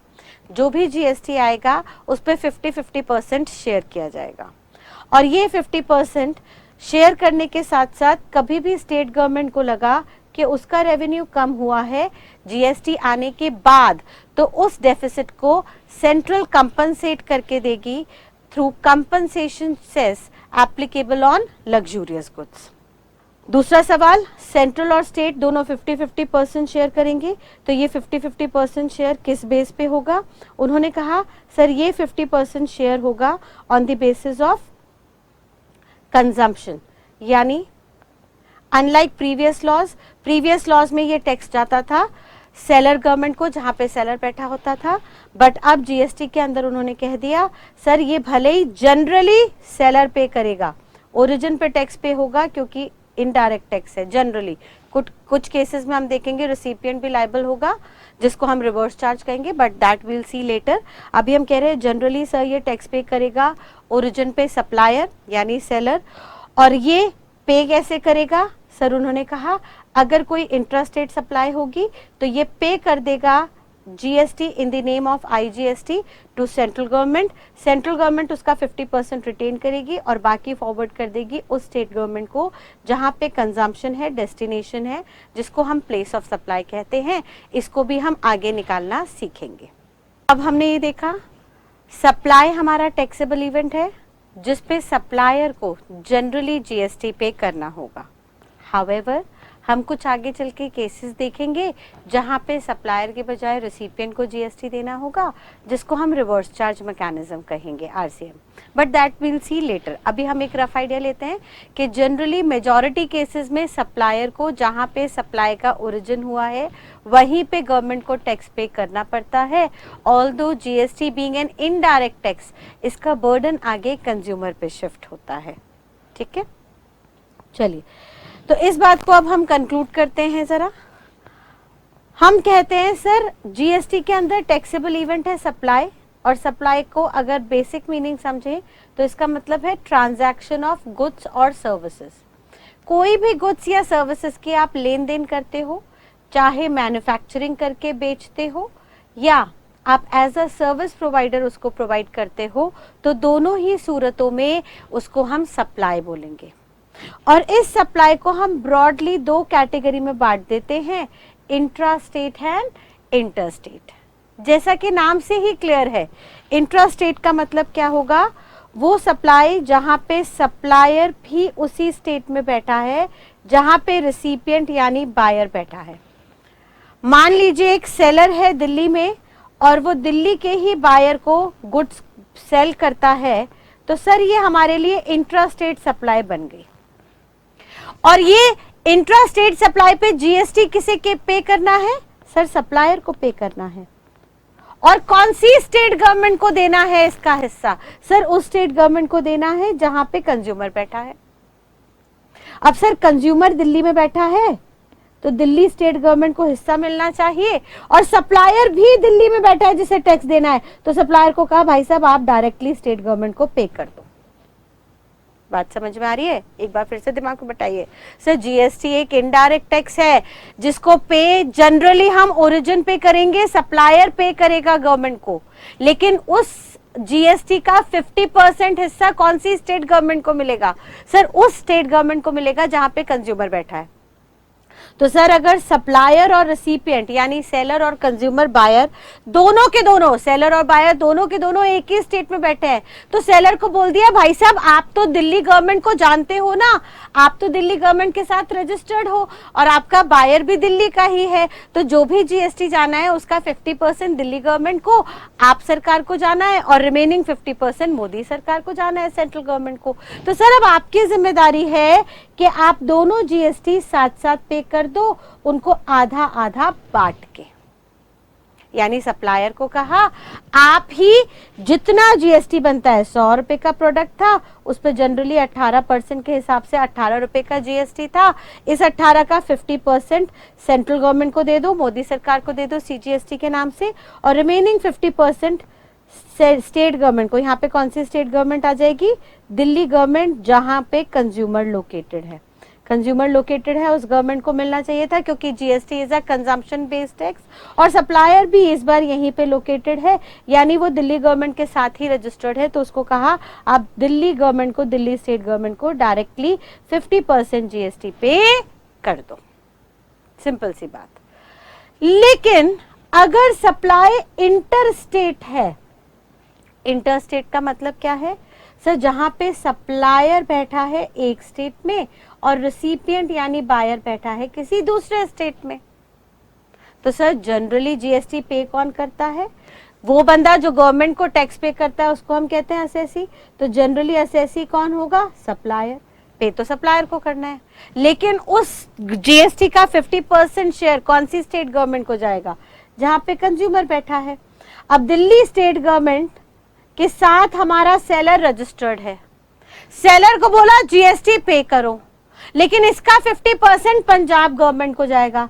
अब दिल्ली का रजिस्टर्ड सप्लायर क्या पंजाब गवर्नमेंट को जानता होगा, सर पंजाब गवर्नमेंट के अकाउंट्स में दिल्ली का सप्लायर रजिस्टर्ड ही नहीं है, तो उसको पता ही नहीं कि पंजाब गवर्नमेंट को पैसे कैसे पे करें। तो उन्होंने यहाँ पे एक नया कंसेप्ट क्रिएट कर दिया, जैसा अभी हमने डिस्कस किया था कि भाई साहब आप तो ना पूरा का पूरा टैक्स दे दो आईजीएसटी के नाम से, इंटीग्रेटेड जीएसटी के नाम से, which is nothing but the aggregate of CGST and SGST. Integrated GST के अंदर सेंट्रल गवर्नमेंट और स्टेट गवर्नमेंट दोनों का हिस्सा होगा 50-50%, लेकिन क्योंकि बायर, कंज्यूमर, डेस्टिनेशन कोई दूसरा स्टेट है और सप्लायर को जीएसटी पे करना है being an assessee at origin, तो सप्लायर को बोला आप पूरा का पूरा जीएसटी सेंट्रल को पे कर दो। आपने पूरा का पूरा GST in the name of IGST central government को पे कर दिया। अब सेंट्रल गवर्नमेंट की रिस्पॉन्सिबिलिटी होगी कि वो अपना 50% रिटेन करके बैलेंस जो 50% है उस स्टेट गवर्नमेंट को दे दे जहां पे एंड यूजर लोकेटेड है, यानी जहां की डेस्टिनेशन है। सिंपल सी बात, ठीक है। सो एक बार यहां तक की बात क्विकली रिकैप कीजिए। हमने कहा जीएसटी गुड्स और सर्विसेज दोनों पे लगता है। पुराने लॉ में गुड्स के लिए टैक्सेबल इवेंट मैन्युफैक्चरिंग या सेल होता था और सर्विसेज के लिए सर्विस प्रोवाइडेंस, लेकिन जीएसटी के अंदर क्योंकि दोनों टर्म्स आ गए तो सब टैक्सेबल इवेंट को एक कॉमन नाम दे दिया गया, ट्रांजैक्शन का सप्लाई। उन्होंने कहा कोई भी गुड्स या सर्विसेज की अगर आप ट्रांजैक्शन कर रहे हो, लेन देन कर रहे हो, तो उसको आज से हम सप्लाई कहेंगे, और जो ये बंदा सप्लाई करेगा उसको सप्लायर कहेंगे, जिसको जनरली ओरिजिन पे जीएसटी पे करना होगा। बर्डन इस टैक्स का जाएगा रिसिपिएंट के ऊपर, और GST being a consumption based tax, जिस कंज्यूमर पे बर्डन शिफ्ट हो रहा है उसकी स्टेट गवर्नमेंट को इसका 50% मिलेगा। Therefore, अगर सप्लायर और रिसिपिएंट दोनों एक ही स्टेट में बैठे हुए हैं, यानी उनके बीच का सप्लाई इंट्रा स्टेट है, तो सप्लायर की जिम्मेदारी होगी कि 50-50% जीएसटी पहले ही दो नाम से बांट दे, सीजीएसटी और एसजीएसटी। हावेवर, अगर सप्लायर अलग स्टेट में और रिसिपिएंट अलग स्टेट में है, तो सप्लायर रिसिपिएंट के स्टेट गवर्नमेंट को नहीं एक्नॉलेज कर सकता, उनको पैसा ट्रांसफर नहीं कर सकता। देयरफॉर सप्लायर पूरा का पूरा जीएसटी सेंट्रल को पे कर देगा इन द नेम ऑफ आईजीएसटी, और फिर सेंट्रल अपना 50% हिस्सा निकाल के रिमेनिंग बैलेंस 50% उस स्टेट गवर्नमेंट को ट्रांसफर कर देगी जहां पे आपका डेस्टिनेशन है, कंजम्पशन है या प्लेस ऑफ सप्लाई है, जिसको हम आगे निकालना सीखेंगे। ठीक है बेटा, तो यहां तक की बात को अगर मैं कंक्लूड करूं तो मैं क्या कह सकती हूं, मैंने कहा जीएसटी ने सारे के सारे प्रीवियस, जनरली सारे के सारे प्रीवियस इनडायरेक्ट टैक्सेस को, ऑलमोस्ट इनडायरेक्ट टैक्सेस को सब्स्यूम कर लिया। उसमें उन्होंने, सेंट्रल ने स्टेट को 2 प्रॉमिसेस किए कि सर दोनों आधा आधा पैसा खाएंगे, दोनों 50-50% शेयर करेंगे। दूसरा प्रॉमिस किया कि कल को कोई भी स्टेट को कमी आई तो उसको हम कंपनसेट करके देंगे through compensation cess on luxurious goods. दूसरा सवाल उठा, ये 50-50% कैसे दिया जाएगा, तो उन्होंने कहा सर 50% हम सेंट्रल को दे देंगे और रिमेनिंग 50% हम उस स्टेट गवर्नमेंट को देंगे जहां पे कंजम्पशन हुई है, डेस्टिनेशन हुई है। और क्योंकि स्टेट गवर्नमेंट उसको दिया जाएगा जहां पे कंजम्पशन हुई है, तो इंट्रा स्टेट सप्लाई जहां पे लेन देन एक ही स्टेट में हो रहा है, वहां पे सप्लायर जो उसी स्टेट में है और रिसिपिएंट जो उसी स्टेट में है, रिसिपिएंट के स्टेट को 50% जाना था, सप्लायर खुद ही उस स्टेट के अंदर है तो डायरेक्टली उसको एसजीएसटी के नाम से पे कर देगा और बैलेंस सीजीएसटी। हावेवर, अगर सप्लाई इंटर स्टेट है, सप्लायर रिसिपिएंट के स्टेट को नहीं जानता, तो सप्लायर शैल पे आईजीएसटी टू सेंट्रल गवर्नमेंट, और सेंट्रल उसमें से 50% हिस्सा निकाल के उस स्टेट गवर्नमेंट को दे देगी जहां पे डेस्टिनेशन है। ठीक है जी, आगे सप्लाई यहाँ पे हमारे लिए टैक्सेबल इवेंट बनी, जो भी लेन देन था, ये सप्लाई क्या होती है, इन सबको हम आगे देखेंगे। आज सिर्फ और सिर्फ हम ब्रीफिंग कर रहे हैं, एक इंट्रोडक्शन ले रहे हैं कि जीएसटी का स्ट्रक्चर ड्राफ्ट कैसे हुआ। उन्होंने कहा सर सप्लाई का मतलब है कोई भी ट्रांजैक्शन जो गुड्स या सर्विसेज पे आप कर रहे हो, चाहे वो ट्रांजैक्शन गुड्स की हो या सर्विसेज की हो। दूसरा उन्होंने कहा सर यहाँ पे जो बंदा सप्लाई करेगा उसको हम सप्लायर कहेंगे, और जिसको सप्लाई जा रही है वो रिसिपिएंट होगा। रिसिपिएंट हमारे लिए वो होगा जो पेमेंट करेगा सप्लायर को, और supplier generally as an assessee government को टैक्स पे करेगा। वो टैक्स या तो सीजीएसटी एसजीएसटी के नाम से पे होगा या आईजीएसटी के नाम से पे किया जाएगा। ठीक है, क्लियर बेटा? चलिए यहाँ तक की बात को एक बार फटाफट से रिकैप करते हैं और कंक्लूड करते हैं आज के इंट्रोडक्शन को। हमने कहा कि सर अब से जीएसटी को मैं ब्रॉडली 9 चैप्टर्स में बांट देती हूं। जीएसटी को हम ब्रॉडली 9 चैप्टर्स में बांट देंगे। ये 9 टर्म्स हमारे लिए टेक्निकली इंपॉर्टेंट होंगी, जिनके पूरे होने पे हम जीएसटी की लायबिलिटी और कलेक्शन चेक करेंगे। मैं पूरे जीएसटी को 2 कैटेगरी में बांटती हूं। पहला चार्जेबिलिटी यानी लेविएबिलिटी, जो हमें बताएगा कि जीएसटी लगनी है या नहीं, और दूसरा हम काम देखेंगे प्रोसेसिंग का कि वो जीएसटी कैसे और कब देनी होगी। ठीक है, पहला चार्जेबिलिटी के लिए हम लोग 5 टेस्ट बनाएंगे, जिसको आज से मैं कोड दूंगी जी साइट। जीएसटी की साइट पे जाना पड़ेगा, ये सिर्फ याद करने के लिए, इसका एग्जामिनेशन से कुछ लेना देना नहीं है। हमने कोड क्रिएट किया जी साइट। इस कोड के तहत हम कुछ फॉर्मुलेशंस, कुछ टेस्ट क्रिएट करेंगे। पहला टेस्ट होगा टेस्ट 1। आपको चेक करना होगा whether an activity is covered under the definition of goods और सर्विसेज और नॉट। हम आगे चल के गुड्स और सर्विसेज की डेफिनेशन करेंगे। गुड्स की डेफिनेशन सेक्शन 2 सबसेक्शन 52 के अंदर दी गई है और सर्विसेज की डेफिनेशन सेक्शन 2 सबसेक्शन 102 के अंदर दी गई है। उन्होंने वहां पे कुछ इंक्लूजन्स कुछ एक्सक्लूजन्स बताए हैं जिनको हम नेक्स्ट क्लास से समझना शुरू करेंगे। और उसमें उन्होंने कहा कि सर गुड्स और सर्विस की डेफिनेशन में अगर कोई आइटम नहीं आता तो सर वो जीएसटी के स्कोप से बाहर चला जाएगा। जैसे हम देखेंगे बेटा, अभी मैंने आपको बिगनिंग में बताया था इंट्रोडक्शन में कि अल्कोहल और पेट्रोलियम प्रोडक्ट्स पे जीएसटी चार्ज नहीं हो रहा, तो सर वो गुड्स और सर्विसेज की डेफिनेशन से बाहर है, वो इसके अंदर टैक्सेबल ही नहीं हो रहा, कवर ही नहीं हो रहा, देयरफॉर उसकी बिक्री भी हो जाए तब भी कोई जीएसटी नहीं लग सकता। लेकिन अगर कोई आइटम गुड्स और सर्विसेज की डेफिनेशन में आ जाता है तो अभी ये कहना मुश्किल है कि जीएसटी लगेगा या नहीं। अभी तो आपको दूसरे टेस्ट पे जाना पड़ेगा, जो दूसरा टेस्ट कहेगा कि whether there is an supply of them और नॉट। सप्लाई का मतलब अभी हमने एक रफ आइडिया लिया, लेन देन, ट्रांजैक्शन होना, ठीक है, मैन्युफैक्चर करके बेचना या खरीद के बेचना या कोई सर्विसेज देना। इसको हम बहुत डिटेल में आगे सेक्शन 7 और 8 में पढ़ेंगे। ये सेक्शन 7 और 8 CGST एक्ट का होगा, which shall be treated as mother act of GST। मैं नेक्स्ट क्लास में कॉन्स्टिट्यूशनल पावर समझाते वक्त आपको बताऊंगी डिफरेंट GST के अंदर लॉ बने, CGST, IGST, SGST। आपको एकेडमिकली CGST और IGST लेना है, बाकी SGST हर स्टेट का अलग अलग है, जिसके नॉर्मल प्रोविजंस ऑलमोस्ट सेम है, but as an academic professional student we have to go through CGST and IGST act. तो CGST एक्ट का एक सेक्शन 7 और 8 है जो सप्लाई की ट्रीटमेंट हमें बताएगा कि सप्लाई क्या होता है। इसको हम आगे चल के नेक्स्ट चैप्टर में पढ़ेंगे। अभी के लिए इतना बात ध्यान रखिए कि सर हमने पहला देखा कोई एक्टिविटी गुड्स और सर्विस में आ रही है या नहीं, अगर आ रही है तो अगला देखो उसकी सप्लाई हुई या नहीं।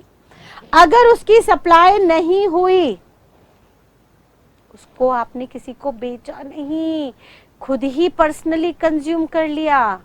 मम्मी ने आटे से रोटी बनाई, मम्मी ने दाल से पकौड़ियां बनाई, तो सर मैन्युफैक्चरिंग हुई लेकिन उसे खुद ही घर में कंज्यूम कर लिया फैमिली मेंबर के साथ, तो सर फिर वो सप्लाई की डेफिनेशन में नहीं आएगी, उस पे कोई जीएसटी चार्ज नहीं होगा। लेकिन अगर मम्मी ने खाना बना के टिफिन सिस्टम के अंदर, टिफिन सर्विसेज के तहत उसको ऑफिसेज में, पेइंग गेस्ट अकोमोडेशंस में बेचना शुरू कर दिया, तो उसको हम सप्लाई मान लेंगे। लेकिन सप्लाई मानने से ये बात बिल्कुल तय नहीं होगी कि उस पर जीएसटी लगेगा या नहीं।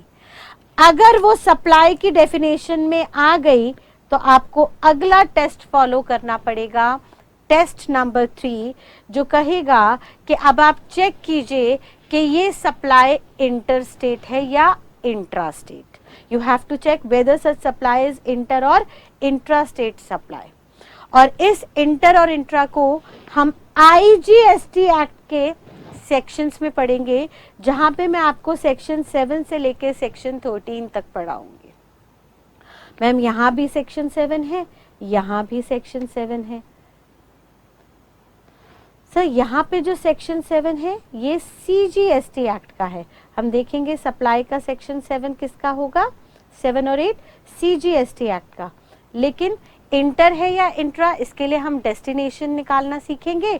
डेस्टिनेशन को हम प्लेस ऑफ सप्लाई कहेंगे और वो प्लेस ऑफ सप्लाई हमें सेक्शन 7 से 13 तक बताई जाएगी of IGST act. IGST act में हम इंटर इंट्रा के सेक्शंस को कवर करेंगे आगे आने वाली क्लासेस में। फिर नेक्स्ट टेस्ट होगा, आपको ये चेक करना होगा whether such supply is made by taxable person और नॉट। और ये टैक्सेबल पर्सन कौन होगा, इसको हम सेक्शन 22 और 24 ऑफ CGST एक्ट, जीएसटी के अंदर हम जितने भी सेक्शंस पढ़ेंगे वो CGST एक्ट के होंगे, एक्सेप्ट इंटर इंट्रा के प्रोविजंस को छोड़ के। इंटर इंट्रा में प्लेस ऑफ सप्लाई के लिए हम IGST को रेफर करेंगे, उसका भी कारण है कॉन्स्टिट्यूशन के अंदर जिसको हम नेक्स्ट क्लास में कवर करेंगे। ऑल्दो उसके अलावा बाकी जितने भी प्रोविजंस होंगे वो मेनली CGST से उठाए जाएंगे, which shall be known as Mother Act of GST। अब फोर्थ टेस्ट कह रहा है कि सर चेक करो ये जो इंटर या इंट्रास्टेट सप्लाई ऑफ गुड्स और सर्विसेज है ये किसी टैक्सेबल पर्सन के द्वारा हो रही है या नहीं। अब ये टैक्सेबल पर्सन कौन होते हैं इनको हम आगे देखेंगे। लॉ मेकर कहता है टैक्सेबल पर्सन वो है जिसने जीएसटी में अपना रजिस्ट्रेशन कराया है। हर वो बंदा जो जीएसटी के अंदर रजिस्टर्ड हुआ है वो हमारे लिए टैक्सेबल पर्सन है। और रजिस्ट्रेशन किस किस को कराना है इसके लिए हम सेक्शन 22, 23, 24 आगे पढ़ेंगे। जैसे वहां सेक्शन 22 में बोला गया था कि सर किसी का भी एनुअल टर्नओवर, सालाना टर्नओवर 20 लाख से ऊपर है तो रजिस्ट्रेशन करा ले। और इस 20 लाख की लिमिट को अमेंड कर दिया गया ओवर द पीरियड। उन्होंने कहा सर अब अगर किसी का एनुअल टर्नओवर, सालाना टर्नओवर 40 लाख या से ऊपर है, पहले वो कह रहा था अगर किसी का एनुअल टर्नओवर 20 लाख से ऊपर है, एक्सीड कर रहा है तो रजिस्ट्रेशन करा लीजिए।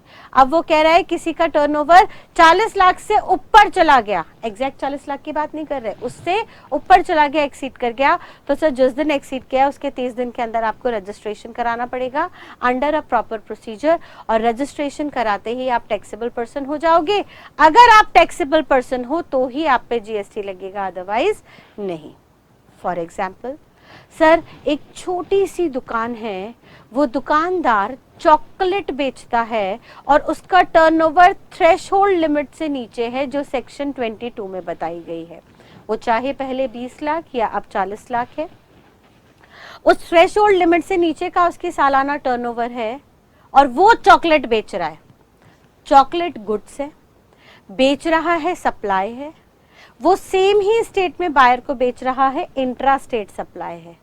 लेकिन सर वो दुकानदार जीएसटी में रजिस्टर्ड नहीं है because is turnover is less than the threshold limit, therefore GST में रजिस्ट्रेशन ना होने की वजह से वो टैक्सेबल पर्सन नहीं है। और क्योंकि वो टैक्सेबल पर्सन नहीं है तो उस दुकानदार को चॉकलेट बेचने पे कोई जीएसटी पे नहीं करनी।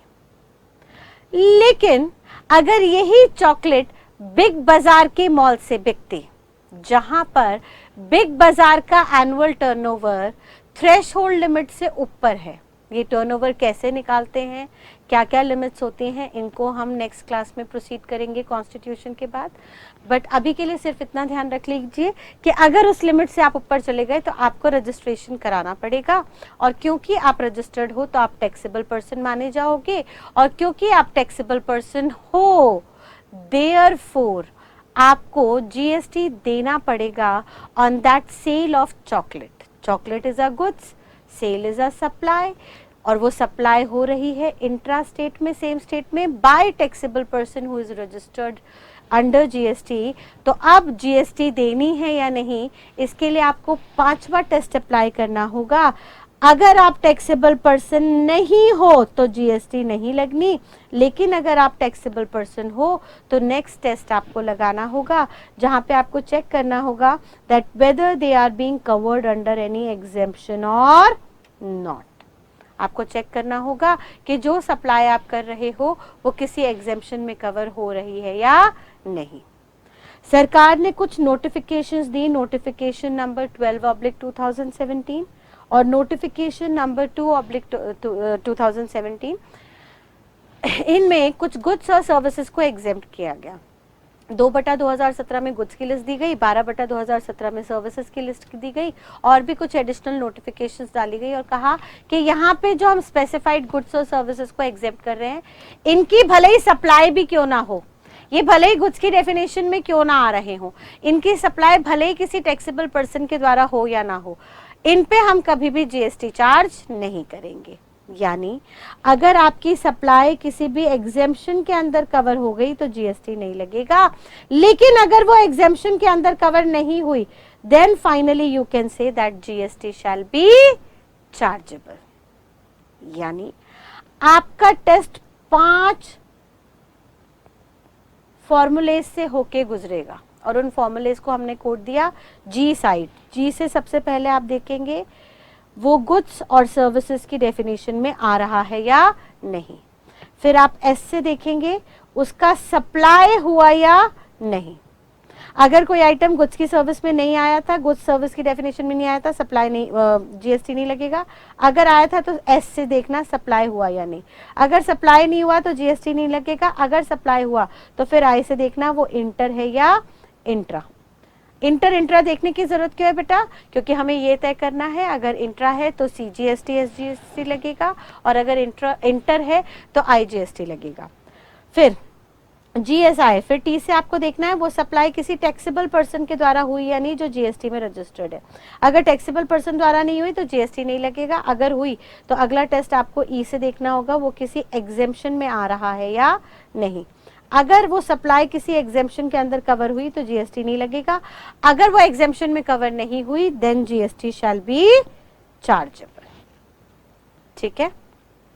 फाइनली अब अगर जीएसटी लग रहा है, अगर जीएसटी लग रहा है तो आप नेक्स्ट प्रोसेस पे आएंगे, यानी अगर लेविएबिलिटी हो गई तो आपको प्रोसेस पर आना है। और प्रोसेस में हमने अगले 4 क्वेश्चंस बनाए। पहला क्वेश्चन कहेगा जीएसटी कितने अमाउंट पे दे, on what amount GST shall be chargeable. वो अमाउंट जिस पे जीएसटी लगेगा, यानी जीएसटी निकालने के लिए हमें 2 चीजों की जरूरत होगी। एक तो होगा टैक्सेबल वैल्यू और रेट। वो अमाउंट जिस पे जीएसटी निकालेंगे रेट से मल्टीप्लाई करके, उस अमाउंट को हम टैक्सेबल वैल्यू कहेंगे। और ये टैक्सेबल वैल्यू निकालना हम सीखेंगे section 15 of CGST act read with valuation rules. CGST के रूल्स है, उसमें कुछ वैल्यूएशन के रूल्स आएंगे, उन रूल्स को हम सेक्शन 15 के साथ पढ़ेंगे और ये टैक्सेबल वैल्यू निकालेंगे। और ये जो टैक्सेबल वैल्यू निकालने का प्रोसेस होगा इसको हम नाम देंगे वैल्यूएशन। सवाल क्या है? जीएसटी कितने अमाउंट पे लगाएं? कितने अमाउंट पे लगाएंगे सर? एक पर्टिकुलर अमाउंट पे लगाएंगे जिसको हम टैक्सेबल वैल्यू कहेंगे। ये टैक्सेबल वैल्यू निकालने का तरीका सेक्शन 15 में और रूल्स में बताया गया है। वो तरीके को जब हम अप्लाई करेंगे तो इस प्रोसेस को जिसके तहत हम टैक्सेबल वैल्यू डिटरमिन कर रहे हैं उसको हम वैल्यूएशन कहेंगे। ठीक है। फर्दर अगला सवाल आएगा, who shall be liable to pay GST. GST pay कौन करेगा? गवर्नमेंट को कौन जमा कराएगा? तो सर वो बंदा जो गवर्नमेंट को टैक्स पे करता है उसे हम बुलाते हैं असेसी। वो बंदा जिसको गवर्नमेंट को टैक्स पे करने की जिम्मेदारी होती है उसे हम बुलाते हैं असेसी। और जनरली सप्लायर ही होगा हमारा असेसी। इसको हम सेक्शन 9 के अंदर पढ़ेंगे ऑफ सीजीएसटी एक्ट। और सप्लायर जीएसटी पे कर रहा है तो उस प्रोसेस को हम एनसीएम कहेंगे, नॉर्मल चार्ज मैकेनिज्म। देखेंगे आगे चल के इसे। नॉर्मल चार्ज का मतलब नॉर्मली सर सप्लायर को जीएसटी पे करनी होगी, लेकिन कुछ केसेस में हम रेसिपिएंट से भी जीएसटी पे कराएंगे और उस प्रोसेस को हम कहेंगे आरसीएम, रिवर्स चार्ज मैकेनिज्म। वो मैकेनिज्म, वो प्रोसेस जिसमें चार्जेबिलिटी रिवर्स होके सप्लायर से रेसिपिएंट पे शिफ्ट हो रही है। वो कौन से केसेस होंगे उनको हम अगेन फर्दर असेसी के चैप्टर में आगे देखेंगे। फर्दर अगला सवाल होगा, ये जीएसटी असेसी किताबों में कंप्यूट कब करेगा? सर मैं डेली सर्विसेज दे रही हूँ तो मुझे क्या डेली जीएसटी निकालनी है? उन्होंने कहा नहीं, असेसी जीएसटी अपनी किताबों में एक पर्टिकुलर डे पे कंप्यूट करेगा जिस डे को हम नाम देंगे टाइम ऑफ सप्लाई। उस डे को हम क्या बुलाएंगे? Time of supply. मैं शॉर्ट में टीओएस कहूंगी। इस टाइम ऑफ सप्लाई को निकालने के लिए फर्दर कुछ सेक्शंस दिए गए सीजीएसटी एक्ट के अंदर, सेक्शन 12, 13 और 14, जिनको हम उनके चैप्टर में जाके देखेंगे। देन नेक्स्ट सवाल होगा, सर हमने देख लिया कितने अमाउंट पे निकलेगा, कब निकलेगा, कौन निकालेगा? जब असेसी ने टाइम ऑफ सप्लाई वाले दिन वैल्यूएशन को ध्यान में रखते हुए जीएसटी किताबों में निकाल लिया तो अगला सवाल आएगा इसके लिए कब पेमेंट की जाए, गवर्नमेंट को कब पेमेंट की जाए और उसके क्या क्या प्रोसेस होंगे, क्या क्या डॉक्यूमेंटेशन होंगे। तो इसके लिए हमने कुछ मिसलेनियस टॉपिक्स क्रिएट कर दिए जिनका हमने फॉर्मूला बनाया IIM RRRR IIM 4 times R। पहले आई में हम देखेंगे इनवॉइसेस। सर जीएसटी में कुछ इनवॉइसेस, कुछ डॉक्यूमेंट्स इशू करने होंगे। Further ITC input tax credit, उस इनवॉइस के बेसिस पे पीछे दिए गए टैक्स का हम आपको आगे क्रेडिट अलाउ कर देंगे, कैसे होगा सब देखेंगे। तीसरा मैनर ऑफ पेमेंट, जो पेमेंट जाएगी उसको आपको कैसे लेजर्स के द्वारा e cash, e credit, e liability में पे करना होगा, that will see later. Then registration, R से रजिस्ट्रेशन, असेसी को कब कब और किस प्रोसेस के थ्रू, कौन से डॉक्यूमेंट्स के थ्रू रजिस्ट्रेशन कराना है। देन नेक्स्ट रिकॉर्ड्स, असेसी को कौन कौन सी किताबें मेंटेन करनी है जीएसटी के लिए। देन नेक्स्ट आर से रिटर्न्स, उसको क्या क्या रिटर्न्स, क्या क्या स्टेटमेंट्स बना के गवर्नमेंट को देनी है, जिसके बेसिस पे गवर्नमेंट चेक कर सके कि जो भी आपने जीएसटी पे किया है, जो भी क्रेडिट आपने यूटिलाइज किया है वो सही है या नहीं। एंड देन लास्ट में हम आर से देखेंगे रिफंड। भाई अगर कभी किसी असेसी ने ज्यादा जीएसटी पे कर दिया तो उसको हम उसका पैसा रिफंड भी कर सकते हैं इफ एनी, ठीक है। और इस पूरे प्रोसेस का मैं कोड बना दूंगी वैट आई, ये सिर्फ कोडिंग है आपको याद करने के लिए, इसका लॉ से कुछ लेना देना नहीं है। यानी मैंने जीएसटी को खाली मात्र 9 शब्दों में कन्वर्ट कर दिया। पहला वर्ड होगा जी साइट, दूसरा वर्ड होगा वैट आई। जी साइट वैट आई मैं कोड बोलूंगी और इनके अकॉर्डिंगली हम इनके रिस्पेक्टिव चैप्टर्स में जाके इनका डिटेल एनालिसिस करके पूरे जीएसटी को समझेंगे। एक बार यहां तक की बात क्विकली रिकैप करते हैं। हमने कहा बेटा जीएसटी क्यों लगाया गया, सेंट्रल ने स्टेट को कहा एक ही टैक्स कर देते हैं, जब सारी एक्टिविटीज पे एक टैक्स लगेगा तो कुछ क्रेडिट बेनिफिट वगैरह मिलेंगे, उसका एंटिसिपेशन हम आगे चल के करेंगे। लेकिन सेंट्रल ने भी अपने कुछ टैक्सेस त्यागे, excise, service tax and all, और स्टेट ने भी अपने कुछ टैक्सेस त्यागे like central sales tax, value added tax. सब टैक्सेस को एक जगह कन्वर्ट करके एक टैक्स क्रिएट कर दिया गया जीएसटी के नाम से, जिसको सरकार ने बोला सेंट्रल और स्टेट दोनों आधा आधा 50-50% शेयर करेंगे। स्टेट गवर्नमेंट वो 50% शेयर करेगी जहां पे कंज्यूमर लोकेटेड है, डेस्टिनेशन है, बिकॉज जीएसटी का बेसिक फंडा है that it is a destination based consumption tax. और लॉजिकली भी सही है भैया, कंज्यूमर जिस स्टेट में बैठा है बर्डन उस पर शिफ्ट है, देयरफॉर उसकी कमाई का हिस्सा उसकी सरकार को मिलना चाहिए जिस सरकार ने उसको इस काबिल किया है पैसे खर्च करने के। नेक्स्ट, सेंट्रल ने स्टेट को 2 वादे किए कि सर हम 50-50% सारा जीएसटी शेयर करेंगे, और दूसरा कल को कभी भी जीएसटी आने की वजह से आपके रेवेन्यू में कुछ कमी आई तो हम उसको कंपनसेट करेंगे through compensation cess which shall be chargeable on luxurious goods. Third, state ने सेंट्रल से पूछा कि बताइए ये जो जीएसटी आप 50% कौन सी स्टेट गवर्नमेंट के साथ शेयर करेंगे, तो उन्होंने कहा ऑब्वियसली जहाँ पे कंज्यूमर बैठा है। तो टेक्निकली उन्होंने सारे आइटम्स को 2 एक्टिविटीज में कन्वर्ट कर दिया। उन्होंने कहा कुछ भी खरीद बेच होगा, कोई भी सर्विसेज प्रोवाइड होंगी या तो इंट्रा स्टेट लेवल पे होंगी या इंटर स्टेट पे, बट हमने यहाँ पे खरीद बेच को या सर्विसेज देने को सबको एक कॉमन नाम दे दिया, सप्लाई। हमने कहा आप गुड्स बना के बेचो या गुड्स खरीद के बेचो या सर्विसेज दो, सबके लिए एक कॉमन टर्म रहेगी सप्लाई। जो सप्लाई करेगा वो सप्लायर और जिसको सप्लाई की जाएगी वो रिसिपिएंट जिसने पेमेंट की। जनरली सप्लायर को टैक्स पे करना होगा बट बर्डन जाएगा रिसिपिएंट पे, देयरफॉर रिसिपिएंट जहाँ का है उस स्टेट गवर्नमेंट के साथ ये बटेगा। देयरफॉर सप्लाई को 2 एक्टिविटी में ट्रांसफर किया, इंट्रा स्टेट सप्लाई और inter state supply. Intra state supply में उन्होंने कहा सर जीएसटी हमेशा 2 नाम से आधी आधी पहले ही बढ़ जाएगी, सीजीएसटी और एसजीएसटी नाम से, बिकॉज सप्लायर भी वहीं का है, बायर भी वहीं का है, रिसिपिएंट भी वहीं का है। तो सप्लायर को बोल दिया आप डायरेक्टली 50% अपनी स्टेट गवर्नमेंट को दे दो। लेकिन अगर इंटर स्टेट सप्लाई है, सप्लायर एक स्टेट में है और रिसिपिएंट दूसरे स्टेट में है, तो सप्लायर को कहा आप पूरा का पूरा जीएसटी सेंट्रल गवर्नमेंट को पे करो इन the name of IGST, and फिर सेंट्रल की जिम्मेदारी होगी कि उसका 50% निकाल के रिमेनिंग उस 50% को उस स्टेट गवर्नमेंट को दे जहाँ पे एंड यूजर बेस्ड है, जहाँ पे डेस्टिनेशन है, जहाँ पे प्लेस ऑफ सप्लाई है। देखेंगे ये सब कैसे निकलेगा। फर्दर लास्टली हमने एक कैटेगरी बना दी कि सर इन सप्लाईज पे जीएसटी वगैरह लगेगी, बट वो कैसे लगाएंगे, उसका क्या प्रोसीजर होगा, उसके लिए हमने 9 टेस्ट बना लिए। हमने 2 कैटेगरी में उन 9 टेस्ट को बांटा। पहले 5 टेस्ट हम ले गए चार्जेबिलिटी में। चार्जेबिलिटी में वो हमें पहले 5 टेस्ट बताएगा, भाई साहब जब ये पांचों के पांचों टेस्ट सेटिस्फाई हो जाए तब आप जीएसटी लगाना। एंड देन अगले 4 क्वेश्चंस के अंदर, 4 चैप्टर्स के अंदर देखेंगे कि अगर जीएसटी लग गया है तो वो गवर्नमेंट तक पे कैसे होगा। पहले 5 चार्जेबिलिटी के लिए हमने कोड बनाए जी साइट। जी से हमने सबसे पहले देखा, चेक करो जो भी एक्टिविटी ट्रांजैक्शन में आ रही है वो गुड्स और सर्विसेज की डेफिनेशन में है या नहीं। अगर गुड्स और सर्विसेज में कवर नहीं हो रही तो जीएसटी लगाने का मतलब ही पैदा नहीं होता, फिर चाहे उसकी सप्लाई होती रहे बाय टैक्सेबल पर्सन। लेकिन अगर वो गुड्स और सर्विसेज की डेफिनेशन में है तो अगला एस से टेस्ट करना कि उसकी सप्लाई हुई या नहीं।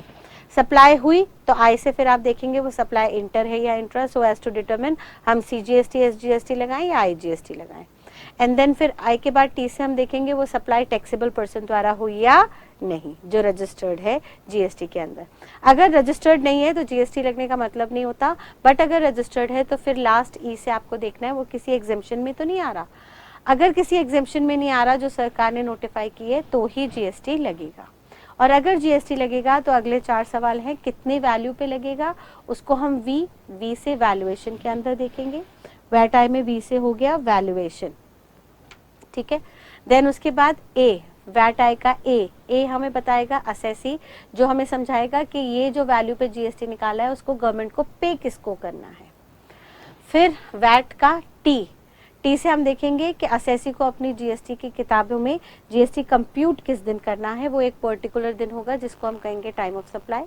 एंड फाइनली आई से हमने 7 सब टॉपिक्स बना लिए, I M and 4 times R, जिसमें पहले आई से हम देखेंगे कि असेसी को इनवॉइस इश्यूज करनी होगी, उस इनवॉइस के बेसिस पे वो इनपुट टैक्स क्रेडिट ले सकता है। हमने लास्ट में सब टॉपिक फर्दर बना दिए, 7 sub topics, I M 4 times R. पहले आई से हमने देखा सर इनवॉइसेस इशू होनी जरूरी है, दूसरे आई से देखा इनवॉइसेस के बेसिस पे हम आईटीसी लेंगे, इनपुट टैक्स क्रेडिट। फिर हमने एम से देखा मैनर ऑफ पेमेंट, वो पेमेंट कैसे जाएगी। एंड देन फर्दर 4 आर से हमने सबसे पहले देखा कि असेसी जो भी लायबल होगा उसको रजिस्ट्रेशन कराना होगा, उसका एक प्रोसेस होगा। फिर दूसरे आर से हम देखेंगे कि भाई साहब उसको रिकॉर्ड्स वगैरह किताबें बनानी पड़ेंगी कुछ तरीकों में। फिर हम तीसरे आर से देखेंगे उस असेसी का कुछ रिटर्न्स वगैरह मंथली, क्वार्टरली, एनुअली बेसिस पे फाइल करनी होगी। और लास्ट में अगर उसने कुछ एक्स्ट्रा सरप्लस टैक्स पे कर दिया है तो वो रिफंड क्लेम कर सकता है। ठीक है बेटा, तो आज के लिए हम इस इंट्रोडक्शन को यहीं पे कंक्लूड करते हैं and then we'll technically start our GST from next class onwards. Till then, thank you and God bless you all. Bye bye.